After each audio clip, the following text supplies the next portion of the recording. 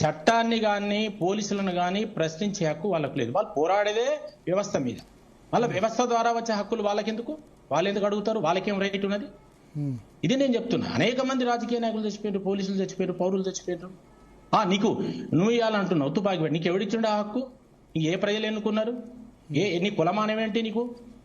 అంటే నీ దగ్గర తుపాకి పట్టుకొని నేను చెప్పిందే శాసనం అంటే నీ మావోయిస్టు, మావో పేరు పెట్టుకున్నా, మావో చెప్పిన కాడ, మావో పుట్టిన కాడ, మావో పాలించిన కాడే మావోయిజం లేదు. ఎక్కడ చైనాలో ఉన్న మావో గురించి తీసుకొచ్చి ఇక్కడ పెట్టి ఇక్కడ మందించినప్పుడు ఎక్కడిది నువ్వు ఉన్నదా? తీయనైన స్కేల్లో 10,000 మంది తొక్కి సంపద ఎవడు మాట్లాడినాడు ప్రపంచంలో. కాబట్టి ఇవాళ మీరు హింసాత్మకమైన విధానాలతోని తుపాకులు పట్టుకొని బెదిరించి మేము చంపుతామంటే నీకు ప్రజల మద్దతు ఉంటే, ప్రజలు నీ వెనక ఉంటే, నువ్వు అన్నట్టు ఏదైనా అయితే అప్పుడు నువ్వు రాజ్యానికి వస్తే అది వేరు విషయం. కానీ నీకు ఏ మద్దతు ఉన్నదని నువ్వు ఇవాళ హింసకు పాల్పడుతూ ఇవన్నీ చేస్తున్నావు? అనేక మంది ఇప్పుడు పోలీసులు చనిపోయిన పోలీసులు, పారామిలిటరీ కావచ్చు, లేకపోతే సెంట్రల్ రిజర్వ్ పోలీస్ కావచ్చు, BSF కావచ్చు, లా అండ్ ఆర్డర్ కావచ్చు, వాళ్ళంతా కూడా చిన్న చిన్న కుటుంబాల నుంచి వచ్చినలే కదా. వాళ్ళందరూ నువ్వు ప్లాన్ చేసి నేను చంపుతున్నా అని చంపినవా? దొంగచాటు రాసి బ్లాస్టింగ్లు పెట్టి ఎట్లా పడితే అట్లా చంపి పారేసినావు. అట్లాంటప్పుడు నిన్ను కూడా అట్లాంటి చంపుతారు. నీకు రియలా ఫేకా అని ఏం చర్చే అవసరం లేదంటున్నా నేను. చంపిను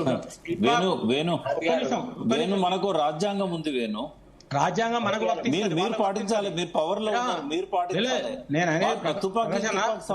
కాదు, రాజ్యాంగం ఉంటే రాజ్యాంగం పరిధిలో ఉన్న వాళ్ళకే రాజ్యాంగం, రాజ్యాంగ పరిధిలో లేని రాజ్యాంగం లేదు కదా. రాజ్యాంగంలో అది రాయలేదు, రైట్ టు లైఫ్ అని. ఇది కూడా రాయలే, ఇప్పుడు అది రాయలే, ఇది కూడా రాయలే. ఒక్క నిమిషం. రాజ్యాంగాన్ని వ్యతిరేకించే వాళ్ళు ఇప్పుడు ప్రజల ద్వారా ఎన్నుకోబడ్డ చట్టసభల ద్వారానే చట్టాలు రూపొందించబడుతుంది. నువ్వు ఆ చట్టాలను వ్యతిరేకించినప్పుడు ఆ చట్ట పరిధిలో ఆ చట్టాన్ని వచ్చే హక్కుల గురించి మాట్లాడే హక్కు మీకు వ్యక్తిగతంగా మీ అభిప్రాయం మీరు చెప్పొచ్చు. బట్ రాజ్యాంగం ప్రకారం ఆర్టికల్ 21 కింద రైట్ టు లైఫ్ ఉంది. సుప్రీంకోర్టు అనేక సార్లు జడ్జిమెంట్స్ ఇచ్చింది ఎన్కౌంటర్స్ మీద. ఖచ్చితంగా ఇవన్నీ ఎక్స్ట్రా జ్యుడిషియల్ కిల్లింగ్స్, వీటి మీద ఫేక్ ఎన్కౌంటర్స్ అయితే కనుక పోలీసులను శిక్షించాలని చెప్పి PUCL పోలీసులను చంపినప్పుడు అంటే రాజ్యాంగ పరిధిలో మాట్లాడదాం. నేను అదే అడుగుతున్నా. రాజ్యాంగ పరిధిలోనే అదే కోర్టు, అదే సుప్రీంకోర్టు పోలీసులను చంపినప్పుడు నక్సలైట్ల మీద ఏం మాట్లాడింది? డిఫరెంట్ కేసులు ఉంటాయి కదా. ఇప్పుడు ఎట్లుంటాయి? కేసులు ఉంటాయి కానీ వాళ్ళు దొరకరు కదా, అంటే లీగల్ కాదు కదా. మన రాజ్యాంగము ఏం చెప్పిందో భారతీయ జనతా పార్టీ రాజ్యాంగాన్ని వ్యతిరేకించే వాళ్ళు వర్తించారు. ఇది నా భాష. అది మీరు రాజ్యాంగంలో అమెండ్ చేయండి. ఇప్పుడు లేదు కదా అట్లా. అదే నడుస్తున్నది. స్వతంత్రం వచ్చిన కాంచి అదే నడుస్తున్నది. అదే నడుస్తున్నది. ఈ ఎక్స్ట్రా జ్యుడిషియల్ ఇల్లీగల్ అండి. స్వతంత్రం వచ్చిన కాంచి అదే నడుస్తున్నది. అచ్చా, నక్సలైట్ల వల్ల ఏ డెవలప్మెంట్, ఏ వెల్ఫేర్ రాలే. రాజ్యాంగం ద్వారానే. సరే, దాని మీద వేరే చర్చ చేద్దాం. వచ్చింది ఇలా గిరిజన. నేను అనేక మందిని మీకు తెలిసి సరెండర్ చేసినాం. మేము అడిగినాం, ఇంత రేషన్ ఇచ్చి, భూములు ఇచ్చి, ఫ్రీ ఎడ్యుకేషన్, ఫ్రీ హెల్త్ ఇచ్చి గిరిజన ప్రాంతాలలో డెవలప్ చేసి కావాలని కొట్లాడతా, అబద్ధాన్ని కొట్లాడతా అన్నట్టు ఆన్సర్ లేదు వాళ్ళ దగ్గర. ఇవన్నీ రావడానికి వాళ్ళే కారణం వేణు. మర్చిపోవద్దు. అదివరకు ఎట్లుండదు, చాలా తప్పు. ఒక్క నిమిషం. ఓటు బ్యాంక్ ద్వారా నిర్మితమైన ప్రభుత్వాలు ప్రజల ఓట్లు పొందేందుకు అంటే మీరు రాజ్యాంగాన్ని ముందు గౌరవించండి, సంక్షేమాన్ని అడిగే హక్కు ఉంటది. నేను అనేది ఏంటంటే రాజ్యాంగాన్ని వ్యతిరేకించే వాళ్ళ గురించే ఇప్పుడు మాట్లాడుతున్నాం. రాజ్యాంగాన్ని వ్యతిరేకించే వాళ్లకు రాజ్యాంగం ద్వారా హక్కులు ఎప్పుడు వర్తించాయి, ఎట్లా వర్తించాయి, అదే నడుస్తున్న దేశంలో. తప్పు కదా. నేను ఆ చట్టాలు చదవలేదు, ఇవన్నీ చేయలేదు కానీ నేను అట్లా ప్రభుత్వాలు రాజ్యాంగం పాటించాలని అంటారు, అంతే కదా. వీళ్ళు పాటించకుండా పవర్ లో ఉన్న వాళ్ళు రాజ్యాంగం. సుప్రీంకోర్టు భరత్ గారు అనేక కేసులలో జడ్జిమెంట్స్ ఇచ్చింది. PUCL కేసులలో సుప్రీంకోర్టు ఒక విషయం మాట్లాడచ్చా? చెప్పండి. విషయం తర్వాత వారే మాట్లాడండి. చట్టంలో ఉన్న లొసుకుల గురించి ఇప్పుడు ఆ ఇద్దరు అడ్వకేట్లు మాట్లాడాలి. ఇప్పుడు ఉదాహరణకు ఒక బ్లాస్టింగ్ జరుగుతుంది అనుకోండి, జరిగితే పోలీసులు ఏం చేస్తారు? ఎక్కేనా అక్కడ లేకున్నా కూడా ఈయన కావాలి కాసిండు, ఈయన బ్లాక్ చేసిండు అని అన్ని క్రియేట్ చేసి పెడతారు. అంటే చట్ట పరిధిలో చట్టంలో అది ఎట్లా నిలబడుతుందో అవన్నీ కల్పించి పెడతారు. ఏ కేసైనా గట్టిగా పెడతారు. వాళ్ళకి తెలుసు, అది వకీళ్లకు నాకంటే ఎక్కువ. మేము కేసులు ఎదుర్కొన్నాం. ఏ కేసు అయినా కూడా 100% నిజం ఉండదు. అన్ని చట్టంలో నిలబడేందుకు కావలసిన కొన్ని క్రియేట్ చేసి పెడితేనే అది కేసు నడుస్తుంది. లేకపోతే అసలు చట్ట పరిధిలోకి ఆ కేసే రాదు. కాబట్టి ఇప్పుడు పోలీసులు ఏం చేయాలి? చట్టంలో ఉన్న లొసుగులను ఏవైతే ఉన్నాయో వాటిని, ఇప్పుడు తప్పు చేసినోడు ఎవిడెన్స్ పెట్టి చంపుతాడా అండి? మీరు చెప్పండి. వాని ఎవిడెన్స్ దొరకబడేందుకు పోలీసులు ఎంత తిప్పల పడాలి? అచ్చా 100 కేసులు, హత్య కేసులు ఉంటే ఒక 10 కూడా కన్విక్షన్ రావు. మరి 90 మంది అయితే చనిపోయారు కదా, మరి 90 మంది చంపారు కదా, మరి ఆ నేరస్తులు ఎక్కడ పోయిండు అంటే ఆన్సర్ ఉండదు చట్టంలో. అప్పుడు పోలీసులు ఏం చేస్తారు? దాన్ని ఇంకొక రకంగా న్యాయం చేస్తారు. అట్లా న్యాయం జరుగుతుంది. చట్టం ద్వారా జరిగిన న్యాయాన్ని ఇంకో రకంగా చేస్తారు. నక్సలైట్లు అదే అంటారు కదా, ఒక దగ్గర అన్యాయం జరుగుతూ మేము ఎదిరిస్తున్నామంటే అంటే నువ్వు జరుగుతులే నువ్వే చెప్తున్నావు కదా.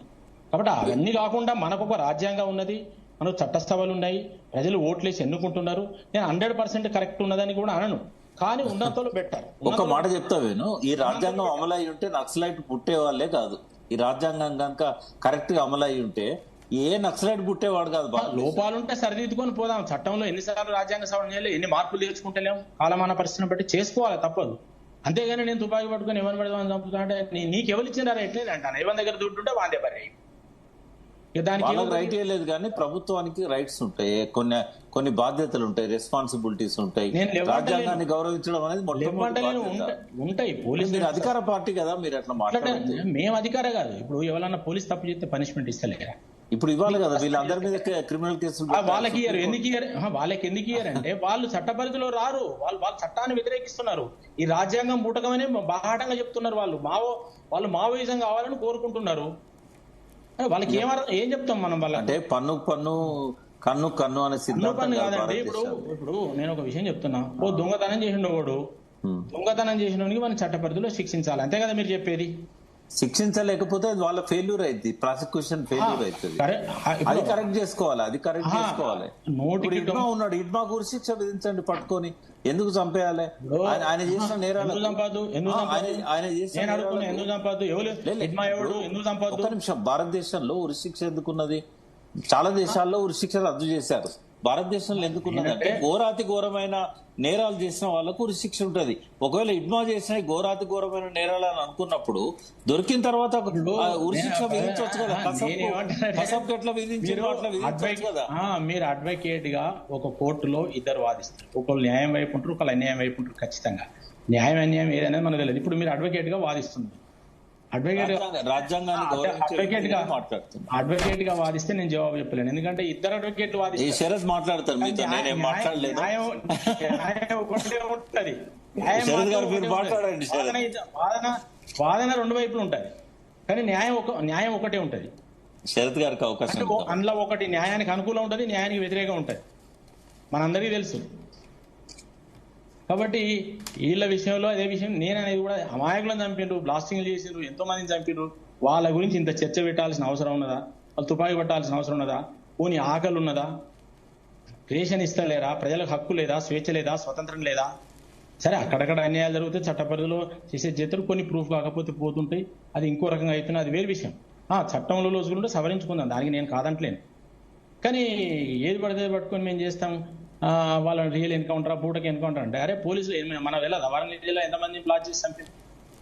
ట్రాఫిక్ పోలీసుగా జాగారం దగ్గర పుట్టి లేపు చంపితే 13 మంది అమాయకులు చచ్చిపోయారు, కాళ్ళు రేఖలు ఇరిగిపోయి చచ్చిపోయారు. ఏం పాపం చేశారు వాళ్ళు? అంటే నీ ఉద్యమంలో భాగంగా నువ్వు చంపేస్తుంటావు, నీకేది వర్తించది. మరి వాళ్ళతోని చట్టం వర్తించేటోడు పోరాడాలి, చట్ట పరిధిలో పోరాడితే వీడు చస్తాడు. కాబట్టి వాళ్ళు ఎత్తుకు పై ఎత్తులు వేసి యుద్ధనీతి ఏముంటది? ఎత్తుకు పై ఎత్తేసి దాన్ని కంట్రోల్ చేయడమే కదా, అదే చేస్తారు వాళ్ళు. ఇప్పుడు నేను అనుకుంటున్నా మాకు ఏం లేదు, వాళ్ళకి ఇన్ఫార్మర్ ఉన్నాడు, వచ్చిండు, వాళ్ళు నాకున్న సమాచారం ఏదో వాళ్ళకు ఒకటి అనిస్థిసియా లాంటి నాకున్న సమాచారం ఇచ్చిన తర్వాత వాళ్ళని పట్టుకున్నారు, ఇంట్రాగేషన్ చేసి తొక్కేసి చంపేసారు. నాకున్న సమాచారం అట్లా కూడా జరగకపోవచ్చు. ఓ సమాచారం ఒక వైపు నుంచి అంటే ఎట్లా చేసినా కూడా నేను దాన్ని వ్యతిరేకిస్తలేను. అతను చట్ట పరిధిలో లేడు, పోలీసులను రాజకీయ నాయకులను చంపిండు, కాబట్టి అతని సింపతి ఇవ్వాల్సిన అవసరం లేదు. అతని హీరో కాదు, నా దృష్టిలో అతని విలన్. సో ఒకటి అంటే వాళ్ళు అడిగేది ఏంటంటే, శరత్ గారైనా విప్రకాష్ గారైనా సరే, హీరో విలన్ ఇవన్నీ పక్కన పెడితే అతను చట్ట ప్రకారం శిక్షించవచ్చు కదా అని అడుగుతున్నారు, అంతేనా శరత్ గారు? చట్ట ప్రకారం దొరికితే కదా శిక్షించాలి. ఇప్పుడు ఒక్క నిమిషం, మీరు చట్ట ప్రకారం శిక్షించవచ్చు. AK-47 పట్టుకొని 10 మందిని పెట్టుకుంటే ఆయన అంటే ఎట్లా చట్ట ప్రకారం శిక్షిస్తారండి? అంటే ఇంకో 10 మందిని చంపడానికి సిద్ధమైన సమయంలో అంటే ఈ పోయినోడు సావాలన్నట్టే కదా, భరత్ గారు పోయినోడు సావాలన్నట్టే కదా. భరత్ గారు. రాయ్యా పట్టుకుందిరా అంటాడా? కాదు ఆయన చేతిలో AK-47 ఉంటే ఆయన పట్టుకోవడం ఎవరి తరం కాకపోతుండే. ఇడ్మా గురించి తెలుసు మీకు, ఆయన వెపన్స్ లేకుండా వస్తున్నాడు, దొరికిండు అంతే. ఏదైనా కానీ మనం అట్లా ఆర్గ్యూ చేయకూడదు, ఎందుకంటే మనది భారతదేశం, ఇది అంబేద్కర్ గారు రాసిన రాజ్యాంగం అమలవుతున్న దేశం. కంటికి కన్ను పంటికి పన్ను అనేది స్టేట్ వైపు నుంచి మాట్లాడకూడదు. రాజ్యాంగం మీద నమ్మకం లేని వాళ్ళు మాట్లాడతారు, మనం రాజ్యాంగాన్ని గౌరవించే వాళ్ళం మాట్లాడకూడదు. ఇప్పుడు గౌరీ లంకేష్ ని ఇటు పోయి చంపేశారు, ఇది అడిదిక్కు దారితీస్తుంది. ఈ పరిణామాలు ఇట్లా ఆలోచిస్తే ఫైనల్ గా ఏంటంటే ఎవరు అగెనిస్ట్ గా మాట్లాడినా చంపేయాలనే కాడికి పోతుంది. అది కొంచెం మనం గౌరవిద్దాం, ఎందుకంటే భారతదేశం ఒకటే ఇవాళ ప్రజాస్వామ్య దేశంగా మనం చెప్పుకుంటున్నాం. అత్యంత ఎక్కువ జనాభా ఉండి ప్రజాస్వామ్య దేశంగా ఉన్నది.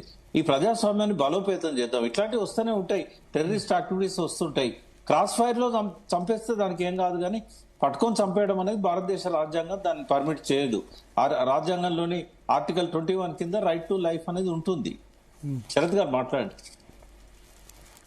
ఒక్కటే అండి, అంటే నేను చాలా కాలంగా వేణుగోపాల్ రెడ్డి గారిని వింటున్నాను, కానీ వారికి ఇంత డెప్త్ ఉందన్న సంగతి ఫస్ట్ సారి నేను గుర్తించాను. ఆయన ఉమ్మడి వరంగల్ జిల్లా 10 సంవత్సరాల అధ్యక్షుల బీజేపీ, భారతీయ జనతా పార్టీ. నేను I'm not disputing his eminence or his acumen. ఇంత డెప్త్ అంటే చెప్తున్నా, అంటే నేను ఒక నాకు తెలిసి ఏబీపీలో చేశారా నర్రా వేణుగోపాల్ రెడ్డి గారు? RSU అవన్నీ చూశారు. నేను నేషనలిస్టును, నేను ప్రజాస్వామ్యాన్ని గౌరవించటోని, స్వేచ్ఛను కోరుకున్నటోని, చట్ట పరిధిలో ఉండాలనుకున్నటోని, ఇంతే. దాన్ని వ్యతిరేకించినోడు ఎవడైతే ఉంటుందో శిక్షింపబడాలని కోరుకుంటా, అంతే. ఒక దగ్గర ఫుల్ స్టాప్ ఉండాలి. మాట్లాడవచ్చా? చెప్పండి. ఇప్పుడు